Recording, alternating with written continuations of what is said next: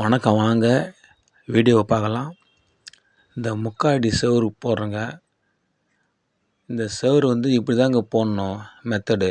இப்படி போட்டோம்னாக்கா நமக்கு மேல் மட்டம் ஒரே மட்டமாக கிடைக்கும்.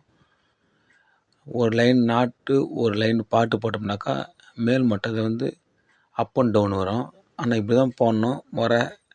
இது நல்ல கிரிப்பாக இருக்கும், பார்க்கறதுக்கு நல்லாயிருக்கும். இதில் என்ன விஷயம் கேட்டிங்கனாக்கா அரைக்கல் வைக்க முடியாது.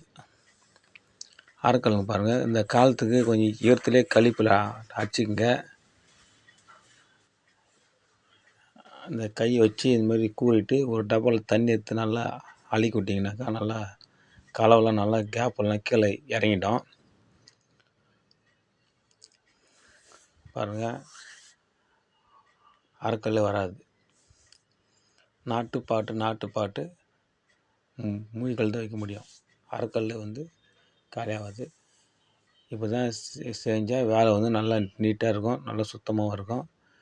ரெண்டு பக்கமும் ஓரளவுக்கு கரெக்டாக வரும். பேக் சைடு கூட நம்ம எதிர் மட்டும்தான் மாட்ட பார்ப்போம்.